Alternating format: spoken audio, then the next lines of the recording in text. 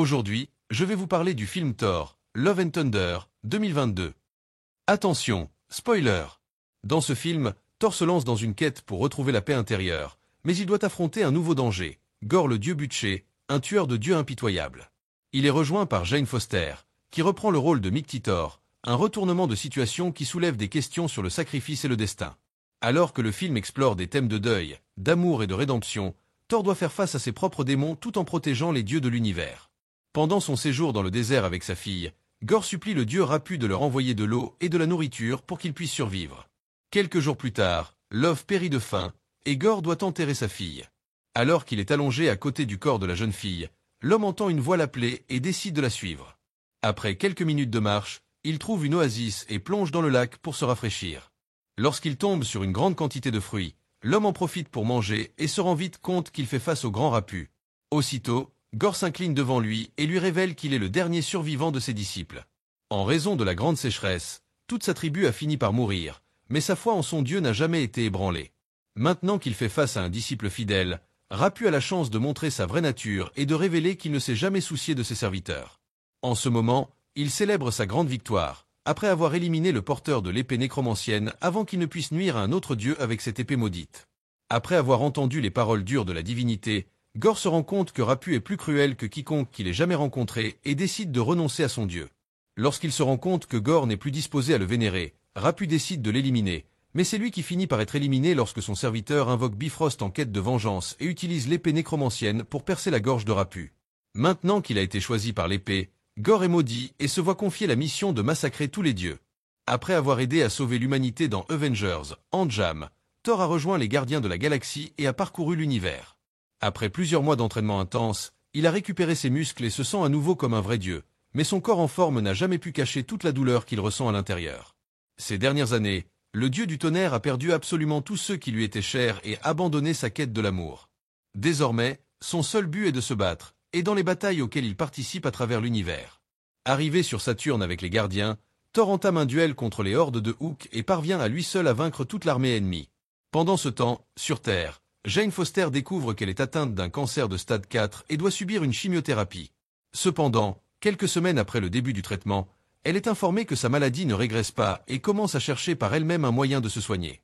En lisant un livre sur la mythologie, Jane découvre que Mjolnir, le marteau de Thor, peut donner à son utilisateur force et santé et décide de se rendre dans la ville de New Asgard. Lorsqu'elle arrive sur place, elle trouve les fragments de Mjolnir exposés dans un dôme, et alors qu'elle s'en approche, le marteau commence à bouger. En remerciement à Thor d'avoir mis fin à la guerre contre le roi Abuka, Yukan décide de lui donner une récompense et lui présente 2 chèvres géantes. Lorsqu'il entre dans le vaisseau avec son équipe, Thor reçoit à ce moment-là un appel des dieux. Il entend un message laissé par Canada et découvre que les dieux de tous les coins de l'univers sont attaqués. À ce moment-là, le dieu du tonnerre décide d'aller à la rencontre de son ami et lui annonce qu'il devra quitter les gardiens. Avec l'aide de sa hache, Thor, accompagné de Korg et des chèvres géantes, se téléporte sur la planète des gardiens Fag et trouve le cadavre du dieu Fagar. À côté de lui repose le corps de Si, et la femme révèle que son armée a été attaquée par le boucher, dont la mission est d'éteindre tous les dieux.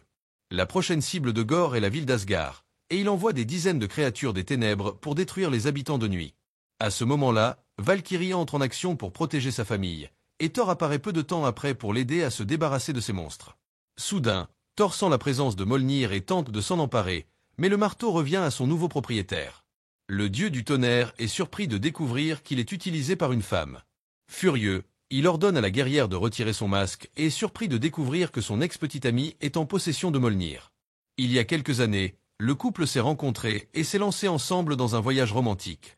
Au fil du temps, leur amour l'un pour l'autre a grandi de plus en plus, alors Thor a conclu un pacte avec Mjolnir et a demandé au marteau de la protéger pour toujours. Cependant, au fil de leur relation, ils se sont tous deux séparés pour gérer leur carrière. Après plusieurs disputes, l'inévitable s'est produit. Décidant de suivre seul son destin, Jane a laissé une lettre d'adieu à Thor, et lorsqu'il l'a lue, l'homme a eu le cœur brisé. Après avoir revécu tous ses souvenirs, le guerrier essaie de se ressaisir et aperçoit le boucher des dieux qui surveille la guerre.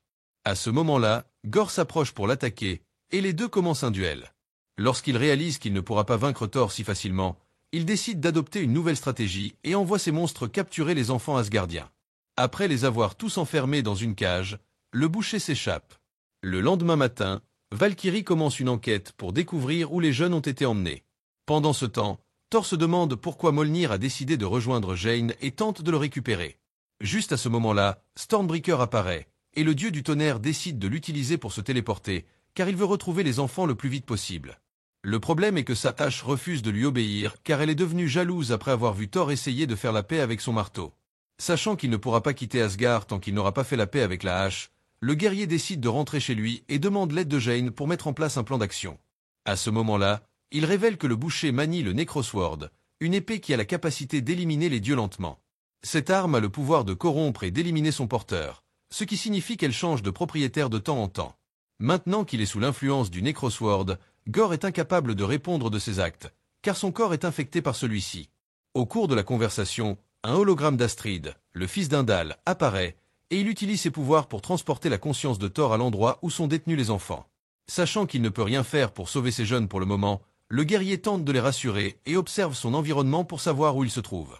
Lorsque sa conscience revient dans son corps, Thor révèle que les enfants ont été emmenés dans le royaume des ombres et en arrive à la conclusion que Gorr essaie de l'attirer dans un piège. Sachant que son ennemi est encore plus puissant dans le royaume des ombres, le dieu du tonnerre décide de rassembler une armée pour l'aider dans cette mission de sauvetage. La première étape de son plan est de se rendre dans la cité de l'Omnipotence pour demander l'aide des dieux les plus puissants de l'univers et les convaincre de se joindre à lui dans cette bataille.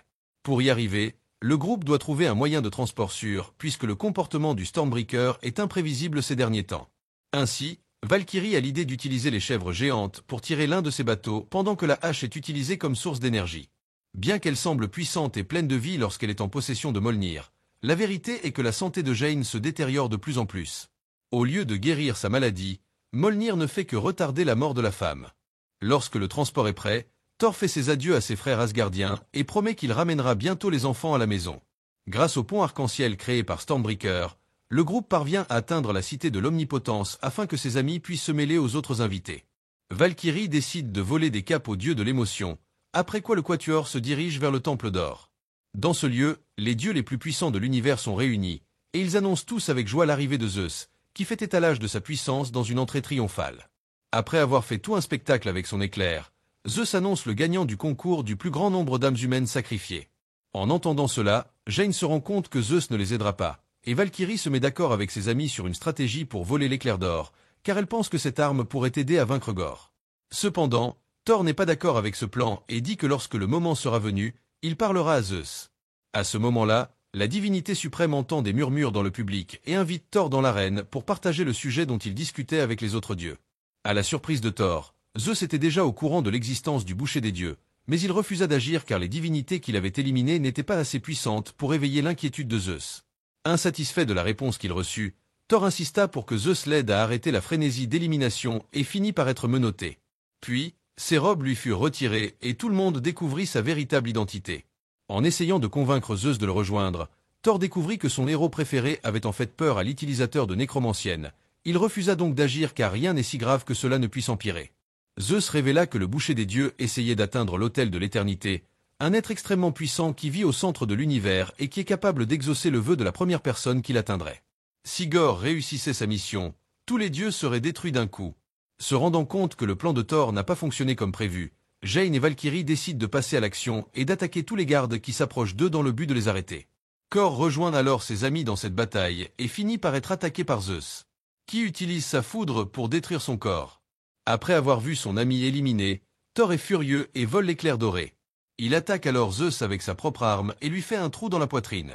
Heureusement, Gorr n'a pas été éliminé par l'attaque, et Thor fouille la montagne de pierre pour sauver ce qu'il reste de son ami.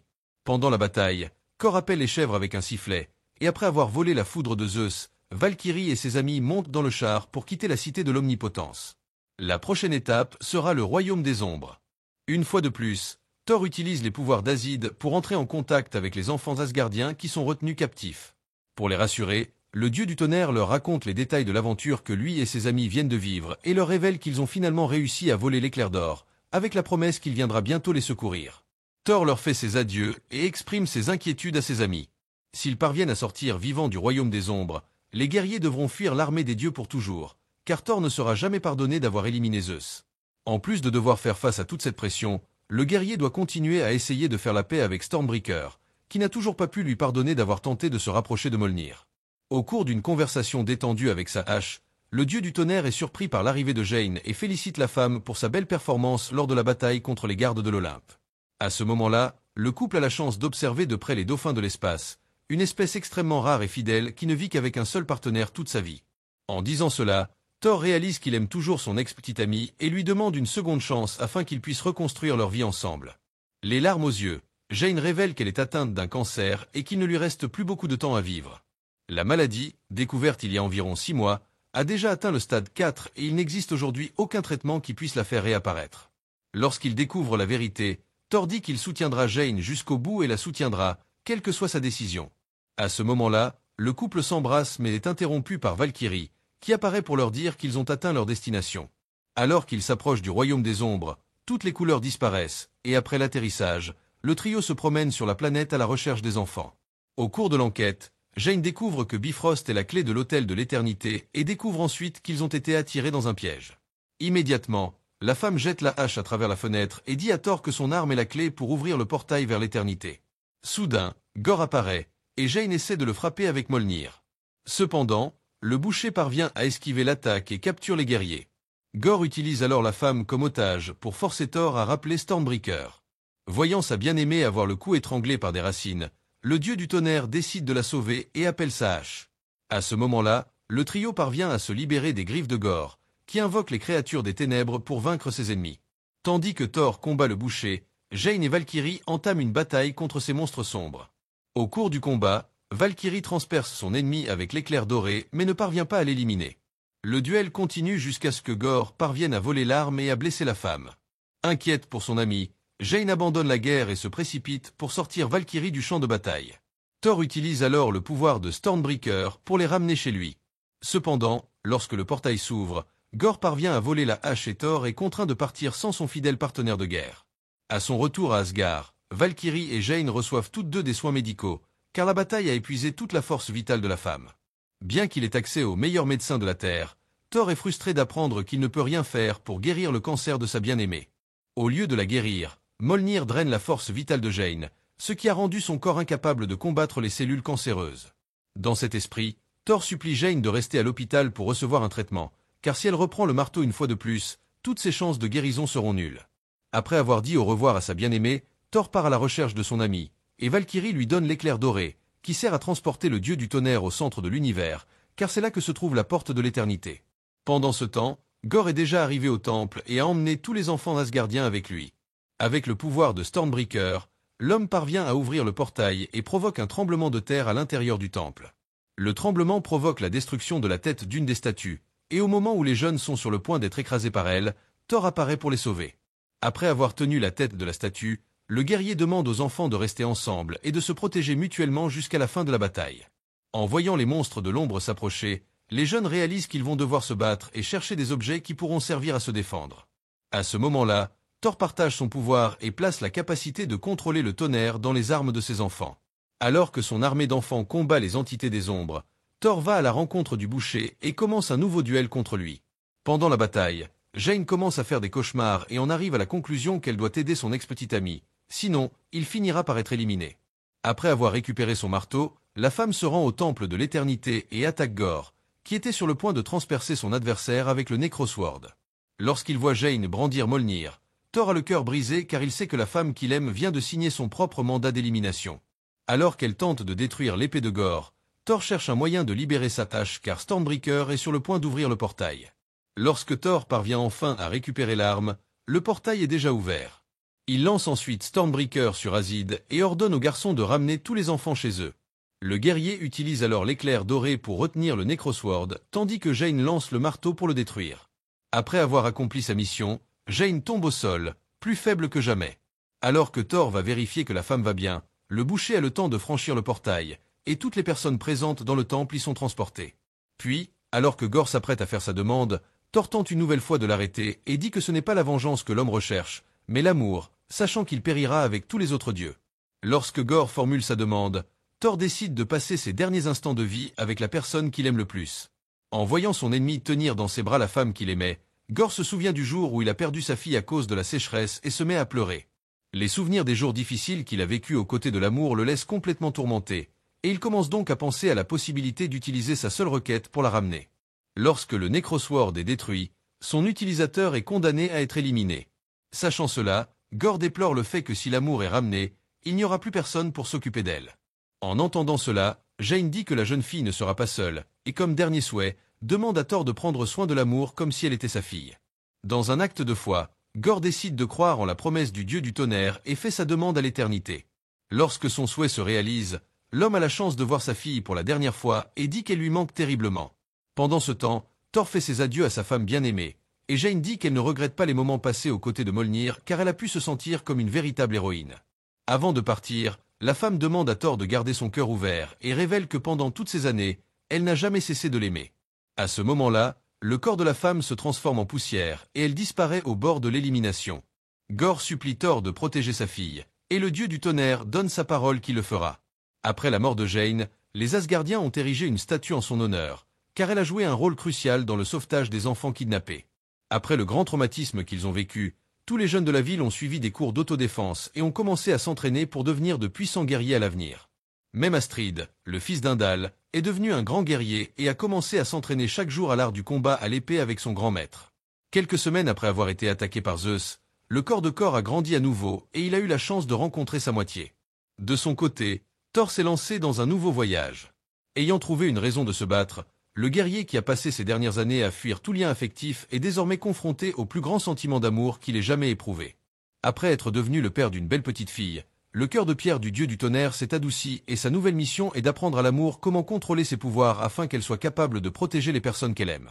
Alors, qu'avez-vous pensé de ce film? Laissez-le dans les commentaires ci-dessous, et si vous avez aimé la vidéo, aimez et abonnez-vous pour plus de résumés de films.